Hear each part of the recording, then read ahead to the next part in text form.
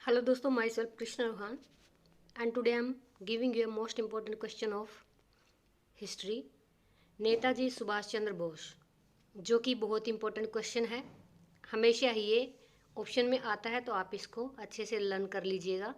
किसी भी नेता, किसी भी महान व्यक्ति के बारे में पढ़ने से पहले हम थोड़ी सी उसके बारे में हल्की सी 2 से 3 लाइन के अकॉर्डिंग भूमिका लिखते हैं। इसके बाद फिर उनकी बायोग्राफी लिखते हैं, जैसे हिंदी में भी करते हैं, आप पॉलिटिकल साइंस में भी करते हैं, वैसे ही यहाँ पे हमें हिस्ट्री में भी करना है। यहाँ पे नेताजी सुभाष चंद्र बोस के बारे में लिखते हुए बताना है कि वो एक उग्र राष्ट्रवादी नेता थे।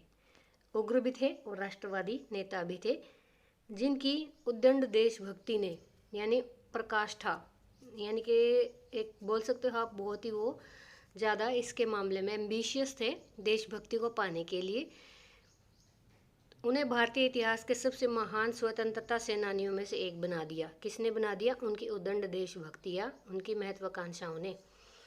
उन्हें भारतीय सेना को ब्रिटिश भारतीय सेना से अलग एक इकाई के रूप में स्थापित करने का श्रेय भी दिया जाता है कि ईस्ट इंडिया कंपनी से अलग अगर भारत में कोई सेना थी तो वो थी सुभाष चंद्र बोस की सेना, जिसने स्वतंत्रता संग्राम को आगे बढ़ाने में मदद की। अब यहाँ पे हम थोड़ा सा डिटेल इनके जीवन काल के उसमें ले लेते हैं। सुभाष चंद्र बोस का जन्म 23 जनवरी 1897 को उड़ीसा के कटक शहर में हुआ था। इनकी माता का नाम प्रभावती दत्त बोस और पिता का नाम जानकीनाथ बोस। अपनी शुरुआती स्कूली शिक्षा के बाद उन्होंने रेवेन्शा कॉलेजिएट स्कूल इसमें दाखिला लिया। इसके बाद उन्होंने प्रेसिडेंसी कॉलेज कोलकाता में प्रवेश लिया, लेकिन उनकी उग्र राष्ट्रवादी गतिविधियों के कारण उन्हें वहां से निकाल दिया गया। इसके बाद वे इंजीनियरिंग की पढ़ाई के लिए कैम्ब्रिज विश्वविद्यालय चले गए। वर्ष 1919 में बोस भारतीय सिविल परीक्षा की तैयारी करने के लिए लंदन चले गए। वहां उनका चयन भी हो गया था। हालांकि बोस ने सिविल सेवा से त्यागपत्र दे दिया, क्योंकि उनका मानना था कि अंग्रेजों के साथ वो काम नहीं करेंगे। सुभाष चंद्र बोस जो हैं, विवेकानंद की शिक्षाओं से ज़्यादा प्रभावित थे और उन्हें अपना आध्यात्मिक गुरु भी मानते थे, जबकि चित्तरंजन दास उनका राजनीतिक गुरु था। ठीक है, दोनों अलग अलग हैं। वर्ष 1921 में बोस ने चित्तरंजन दास की स्वराज पार्टी द्वारा प्रकाशित समाचार पत्र फॉरवर्ड के संपादन का इन्होंने कार्यभार संभाला, यानी एडिटिंग करने लगे। तो ये एडिटर थे वहाँ पे। और वर्ष 1923 में, यानी 2 साल बाद, बोस को अखिल भारतीय युवा कांग्रेस का अध्यक्ष और साथ ही बंगाल राज्य कांग्रेस का सचिव चुना गया। वर्ष 1925 में क्रांतिकारी आंदोलनों से संबंधित होने के कारण मांडले कारागार में इनको भेजा गया, जिससे ये तपेदिक की बीमारी से ग्रस्त हो गए। फिर 5 साल बाद 1930 के दशक में बोस ने यूरोप की यात्रा की। उन्होंने पहले शोध किया, इसके बाद द इंडियन स्ट्रगल नामक पुस्तक का पहला भाग लिखा, जिसमें उन्होंने वर्ष 1920-1934 के बीच होने वाले देश के सभी स्वतंत्रता आंदोलनों को कवर किया। तो ये इनकी छोटी सी बायोग्राफी है। इस क्वेश्चन को आप इसका स्क्रीनशॉट भी ले सकते हैं, इसकी तैयारी कर लीजिएगा, क्योंकि ये मेन पॉइंट मैंने यहाँ पे लिखे हैं। तो यहाँ पे देखिए, बोस ने 1938 में हरिपुरा में भारतीय राष्ट्रीय कांग्रेस का अध्यक्ष निर्वाचित होने के बाद राष्ट्रीय योजना आयोग का गठन किया। यानी जब ये राष्ट्रीय कांग्रेस के अध्यक्ष थे तो इन्होंने अपनी राष्ट्रीय योजना आयोग का गठन किया, और यह नीति गांधीवादी विचारों के अनुकूल नहीं थी, जैसे कि अहिंसा पर आधारित नहीं थी। वर्ष 1939 त्रिपुरी में बोस फिर से अध्यक्ष चुने गए, लेकिन जल्द ही उन्होंने अध्यक्ष पद से इस्तीफा दे दिया। कांग्रेस के भीतर एक गुट ऑल इंडिया फॉरवर्ड ब्लॉक का गठन किया, जिसका उद्देश्य राजनीतिक वार्म को मजबूत करना था। 18 अगस्त 1945 को जापान शासित फार्मोसा, जो अब ताइवान कहलाता है, इसमें एक विमान दुर्घटना में इनकी मृत्यु हो गई थी।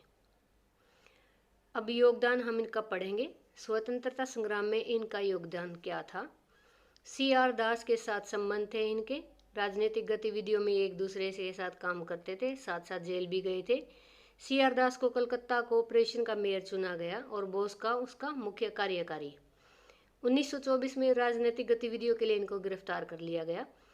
ट्रेड यूनियन आंदोलन में इन्होंने क्या किया था, युवाओं को संगठित किया। 1930 में उनको कलकत्ता का मेयर चुना गया और उसी साल इन्हें अखिल भारतीय ट्रेड यूनियन यानी all India trade union Congress अध्यक्ष चुना गया। इसका कांग्रेस के साथ इनके संबंध थे, लेकिन इन्होंने बिना शर्त स्वराज और स्वतंत्रता का समर्थन किया। मोतीलाल नेहरू रिपोर्ट का विरोध किया, जिसमें भारत के लिए डोमेनियन के दर्जे की बात कही गई थी। उन्होंने 1930 में नमक सत्याग्रह में सक्रिय भाग लिया और 1931 में सविनय अवज्ञा आंदोलन के निलंबन और गांधी इरविन समझौते पर इन्होंने हस्ताक्षर किया। इनमें से आप कुछ पॉइंट्स जो हैं जो आपको लगते हैं इजी हैं, आप लर्न कर सकते हैं, सिर्फ वही लिखिएगा, आधे अधूरे कोई भी पॉइंट मत लिखिएगा। वाम समूह के प्रयास के कारण कांग्रेस ने वर्ष 1931 में कराची में दूरगामी कट्टरपंथी प्रस्ताव पारित किए, जिसमें मुख्य कांग्रेस लक्ष्य को मौलिक अधिकारों की गारंटी देने के अलावा उत्पादन के साधनों का भी समाजीकरण के रूप में घोषित किया गया। कांग्रेस अध्यक्ष के रूप में इन्होंने क्या कार्य किया। 1938 में हरिपुरा में कांग्रेस के अध्यक्ष निर्वाचित हुए। 1939 में त्रिपुरी में गांधी जी के साथ ही उम्मीदवार पट्टाभी सीतारामैया के खिलाफ फिर से इन्होंने अध्यक्ष का पद चुनाव जीता।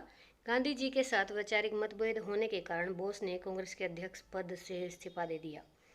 इसका उद्देश्य क्या था कि उनके गृह राज्य बंगाल में वाम राजनीतिक प्रमुख समर्थन जो आधार उसको समेकित यानी मिलाना था।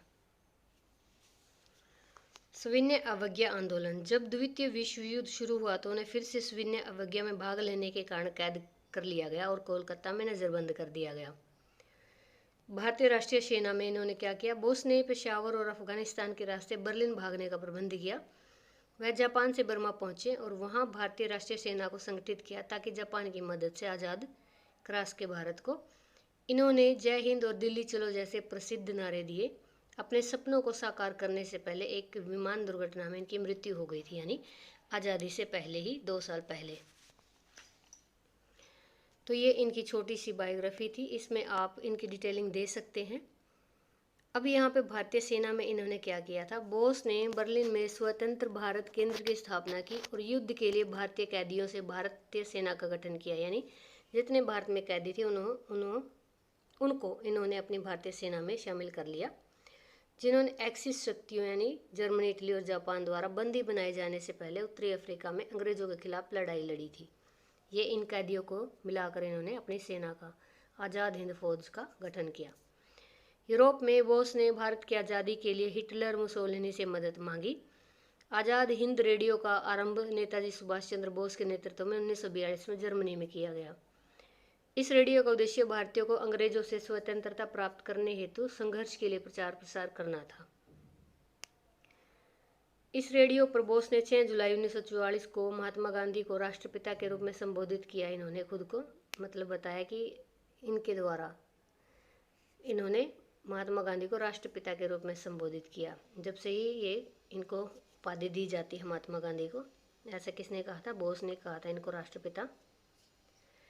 भारतीय राष्ट्रीय सेना जुलाई 1943 में जर्मनी से जापान नियंत्रित सिंगापुर पहुंचे। वहां उन्होंने अपना प्रसिद्ध नारा दिल्ली चलो जारी किया और 1943 को आज़ाद हिंद सरकार तथा भारतीय राष्ट्रीय सेना के गठन की घोषणा की। IAN का भी इसका सेकंड पॉइंट है। अगर सुभाष चंद्र बोस के साथ आ जाता है IAN का विवरण दीजिए। IAN था क्या? IAN का गठन पहली बार मोहन सिंह और जापानी मेजर इविची फुजीवारा इनके नेतृत्व में हुआ।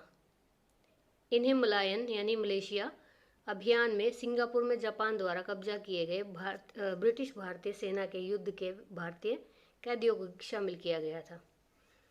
यानी ये जो सेना थी INA की, मैंने पहले भी बताया, इसमें जितने भी भारतीय मतलब कैदी थे जो कि ब्रिटिश भारतीय युद्ध में मलेशिया में कैद थे, जापान द्वारा कब्जा कर लिया गया था, वहाँ पर उनको छुड़वाकर इन्होंने INA की स्थापना की। INA में सिंगापुर के जेल में बंद भारतीय कैदी और दक्षिण पूर्वी एशिया के भारतीय नागरिक दोनों शामिल थे। इनकी सैन्य संख्या बढ़कर 50,000 हो गई थी। INA ने वर्ष 1944 में इम्फाल और बर्मा में भारत की सीमा के भीतर संबंध सेनाओं का मुकाबला किया। हालांकि रंगून के पतन के साथ ही आज़ाद हिंद सरकार एक प्रभावी राजनीतिक इकाई बन गई थी, क्योंकि ये वहाँ बर्मा में जीत गए थे। नवंबर 1945 में ब्रिटिश सरकार द्वारा आईएनए के लोगों पर मुकदमा चलाए जाने के बाद तुरंत पूरे बड़े देश में, मतलब इस बड़े पैमाने पर प्रदर्शन हुए कि इसको बंद क्यों करवाया जा रहा है। प्रभाव क्या पड़े आईएनए के? इसने 1945-46 के दौरान ब्रिटिश भारतीय सेना में असंतोष की लहर पैदा कर दी, जिसकी परिणति यानी कि जिसका कार्यभार जो था फरवरी 1946 में बॉम्बे के नौसैनिक विद्रोह के रूप में हुई। यानी जिसका परिणाम क्या निकला कि ये बॉम्बे के नौसैनिक विद्रोह के रूप में इसको खड़ा कर दिया गया, जिसने ब्रिटिश सरकार को जल्द से जल्द भारत छोड़ने के लिए मजबूर भी किया था। आईएनए की संरचना। आईएनए अनिवार्य रूप से गैर सांप्रदायिक संगठन था, क्योंकि इसके अधिकारियों और रैंकों में मुस्लिम काफ़ी संख्या में थे और उन्हें झांसी की रानी के नाम पर एक महिला टुकड़ी की भी शुरुआत की थी। तो आईएनए की ये पूरी डिटेल यहाँ पे है। ये क्वेश्चन आपका आ सकता है सुभाष चंद्र बोस के जीवन परिचय के साथ साथ उनके थोड़े बहुत आप राजनीतिक कार्य बताइएगा किस किस संस्था में, जो मैं पहले बता चुकी हूँ। ये जितने भी पॉइंट हैं ये सारे हैं। इसके बाद आपको लास्ट में आईएनए को डिफाइन करना है, यानी 4 नंबर में अगर आता है तो ये आईएनए इतना क्वेश्चन आपका बनेगा। अदरवाइज आप जो अगर सुभाष चंद्र बोस के बारे में पूछा जाता तो ऊपर जितना भी क्वेश्चन था आप स्क्रीनशॉट भी ले सकते हैं, उसका साथ साथ दोबारा उसको तैयार कीजिए, क्योंकि इसमें मैंने मेन इंपॉर्टेंट लाइंस ही ली हैं।